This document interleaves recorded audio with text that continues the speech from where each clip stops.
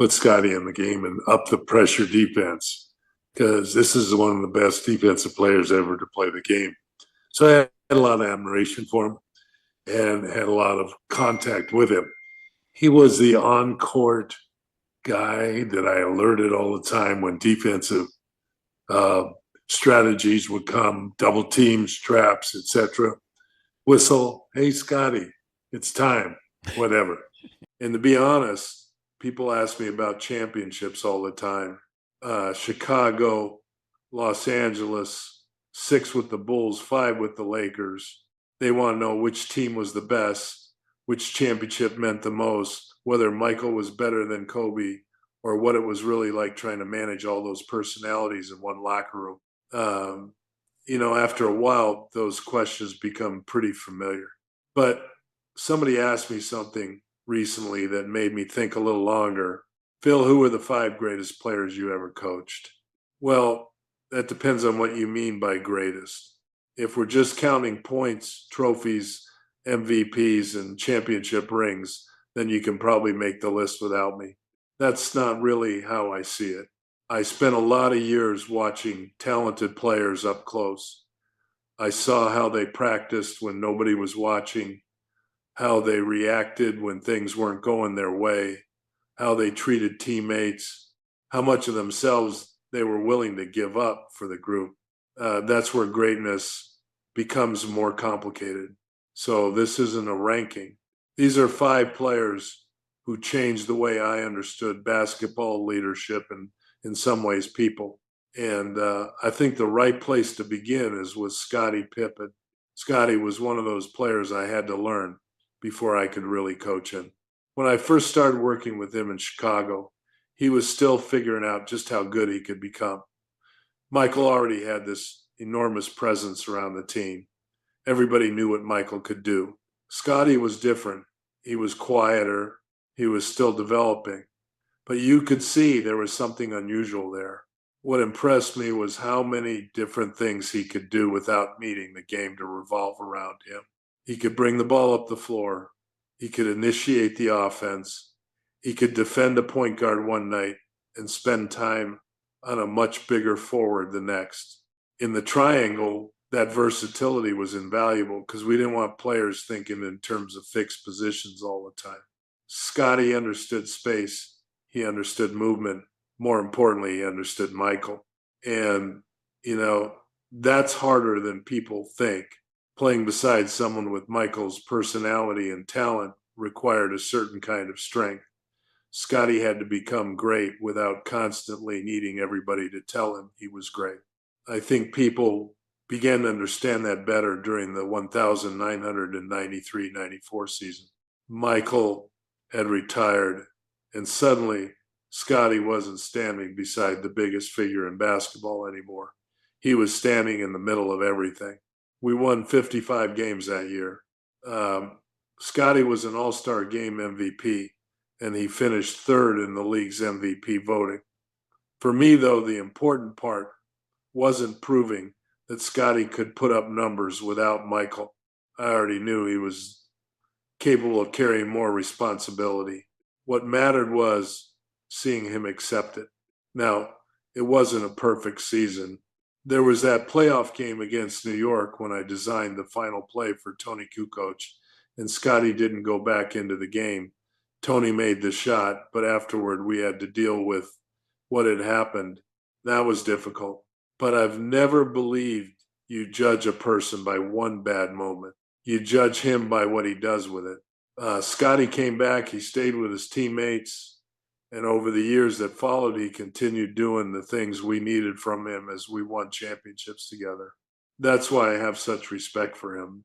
People remember the 6 rings. They remember Michael taking the final shots. They remember those great Bulls teams. I remember something a little different. I remember a player who could have spent his career asking for more attention, more credit, more recognition. Most of the time, Scotty simply found a way to give the team what it needed. And that's a form of greatness that doesn't always show up in the highlights. With Shaq, it was a completely different kind of challenge. when I arrived in Los Angeles in 1999, I already knew what kind of physical force he was. Everybody in basketball knew. But watching somebody from the other bench and being responsible for coaching him every day are two very different things. Shaq was enormous, obviously, but size alone doesn't explain what made him special. He was quick. His feet were better than people remember. He could establish position deep in the paint, catch the ball, turn, and finish before the defense really had time to react. And once teams started sending another defender, sometimes two, everything opened up around him. That was what interested me. The triangle wasn't designed to have one player simply dominate the ball. It depended on spacing, recognition, timing, and players understanding what the defense was giving them. Shaq could bend an entire defense just by standing in the right place in that first season together, 1,999, 2000. I thought he began to understand how powerful that could be. He won the league MVP. We won 67 games. But the moment I remember most clearly came against Portland in Game 7 of the Western Conference Finals. We were down by 15 points in the fourth quarter. That's when you learn something about a team. There wasn't much room for panic. We had to keep defending, keep moving the ball, and keep trusting that the game would come back to us. It did. Late in the game, Kobe drove into the lane and threw that lob toward the basket. Shaq went up and finished it. People still remember that play because it became one of the defining images of those Lakers teams. I remember what came after it, too. We still had another series to play. Shaq went into the finals against Indiana and averaged 38 points and nearly 17 rebounds a game. He was the finals MVP and we won the championship. But coaching Shaq was never just about recognizing his talent. You had to understand his personality. He loved basketball, but he also loved enjoying himself. He wasn't going to approach every day the way Kobe approached it. Trying to make those two men think exactly alike would have been pointless. My responsibility was to find a way for those differences to exist inside the same team. And for 3 straight seasons, we found that balance well enough to win championships. When I think about Shaq now, I don't start with the statistics. I remember the pressure he created simply by being on the floor. Some players fit into a system. Shaq could change the shape of the system itself. As a coach, you don't encounter many people like that in a lifetime. Dennis was different from almost anybody I ever coached. By the time he came to Chicago in 1995, everybody already had an opinion about him. They knew about Detroit. They knew about San Antonio. They knew about the hair, the behavior, all the attention that seemed to follow him wherever he went. I wasn't particularly interested in changing Dennis. I wanted to understand him. And once you watched him closely, you realized how intelligent he was about basketball. People sometimes talk about rebounding as though it's simply effort. Dennis certainly had effort, but there was much more going on. He studied the flight of the ball. He understood where a missed shot was likely to go. He watched shooters. He reacted before other players understood what was happening. There was an instinct to it, but there was preparation too. That's what I respected. We already had Michael and Scotty. We didn't need another player demanding 20 shots. We needed somebody willing to defend, rebound, run the floor, create extra possessions, and make life uncomfortable for the other team. Dennis embraced that. And coaching him required a little flexibility. I couldn't treat Dennis exactly the way I treated Michael. I couldn't treat Michael the way I treated Scotty. One of the mistakes coaches make is believing fairness means treating everybody exactly the same. It doesn't. Different people need different things from you. Dennis tested that belief more than most. But when the game started, particularly when the stakes became serious, I knew what he could give us. The 1,996 finals against Seattle is a good example. Dennis had 19 rebounds in Game 2, including 11 offensive rebounds. Then in Game 6, with a championship there for us to win, he had 19 rebounds again. with another 11 on the offensive end. Think about that. Michael was the finals MVP. Scotty was doing everything Scotty did. But Dennis kept creating possessions that weren't supposed to exist. That's winning basketball. He didn't need us to run a play for him. He didn't need the crowd waiting for him to score. He could influence a championship game without being the center of the offense. We went on to win 3 championships with Dennis. There were difficult days along the way. I'm not going to pretend otherwise. But some of the qualities that made him difficult to contain as a person were connected to what made him extraordinary as a player. Dennis taught me something important about coaching. Your job isn't always to make someone fit your idea of what a basketball player should look like. Sometimes your job is to understand what that person can give the group, create enough trust for him to give it, and then allow him to be himself. Dennis gave those Bulls teams something nobody else could, and we wouldn't have been the same without him. Kobe was probably one of the most interesting players I ever had to coach because his relationship with the game was so intense. When I came to Los Angeles in 1999, he was only 21 years old. But even then, you could see where his mind was going. He wasn't satisfied with simply becoming an all-star. He wasn't satisfied with being talented. Kobe wanted to understand everything: footwork, angles, timing, defense, how great players created space, how they responded to pressure. Sometimes that hunger was his greatest strength. Sometimes it made coaching him difficult. Kobe was extremely independent.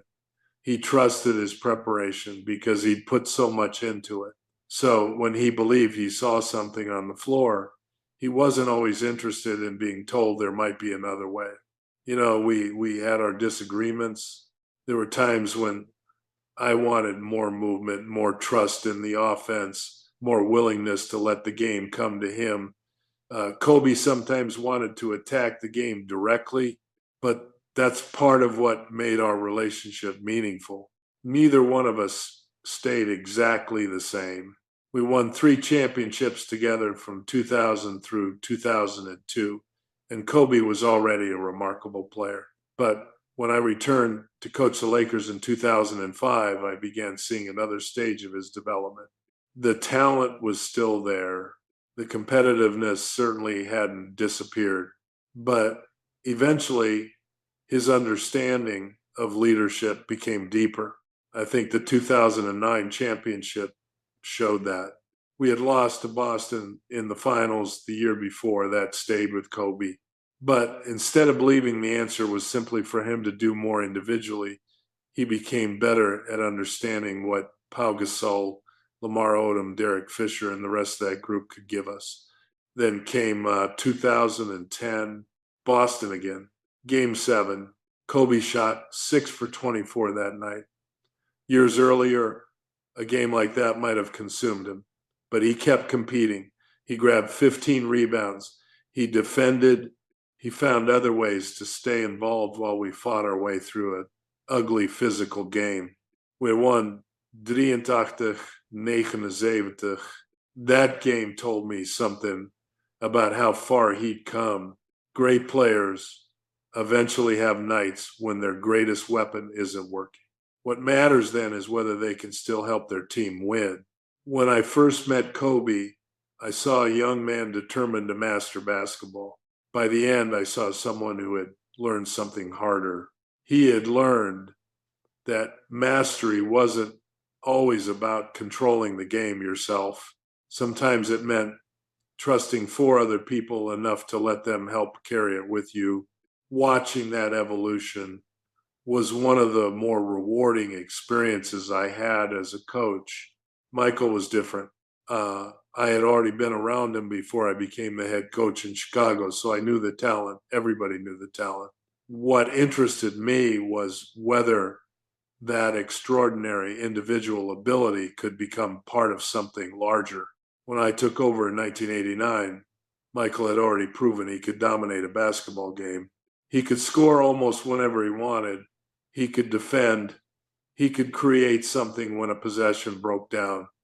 And his competitive nature was relentless, but winning a championship required something else. It required trust. When we began committing ourselves to the triangle offense, that wasn't always easy. Michael had spent years carrying an enormous responsibility. Now we were asking him to give the ball up, move without it, allow Scotty and other players to make decisions, and believe that the ball would eventually find the right person. For someone that gifted, trust can actually be difficult. If you believe you can solve the problem yourself, why hand the problem to somebody else? That was part of Michael's evolution. And I think 1991 was when we really saw the difference. We had been eliminated by Detroit 3 straight years. Those Pistons teams had forced Michael and the rest of us to understand that talent alone wasn't going to get us where we wanted to go. Then we met him again in the Eastern Conference Finals. This time we swept them. And when we reached the finals against the Lakers, Michael was still Michael, of course. He averaged more than 31 points in that series, but he also averaged more than 11 assists. That's the part I always appreciated. He wasn't becoming less dominant. He was learning that his dominance could create opportunities for everyone else. We won that series in 5 games, and that first championship changed something in our group. After that, we knew what collective trust felt like. Michael went on to win 6 championships with us. There were countless great performances, and people can debate forever which version of him was the best. For me, though, his greatness wasn't simply that he could take over a game. It was that someone with that much individual power eventually understood how powerful the group could be. That's difficult. Michael demanded an extraordinary amount from the people around him, sometimes probably more than they wanted to give, but he demanded even more from himself. As his coach, I learned from that. I learned that you don't diminish a great individual by asking him to trust the team. You give his greatness somewhere larger to go.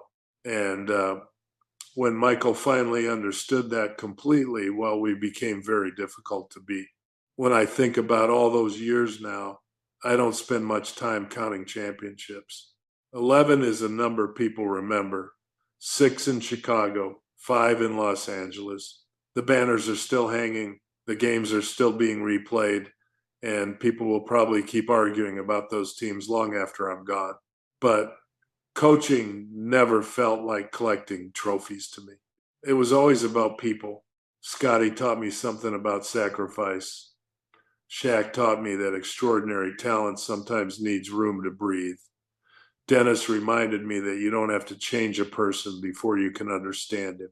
Kobe showed me how ambition can mature into leadership. And Michael showed me what can happen when the greatest individual force in the game learns to trust something larger than himself. That's what stays with you. The scores start to fade. The details of certain games become harder to remember. Somebody eventually breaks the records everybody thought would last forever. But the relationships remain. I was fortunate enough to coach some remarkable basketball players. More importantly, I was fortunate enough to watch remarkable people grow, struggle, change, and learn how to win together. And after all these years, I think that's the part I'm most grateful for.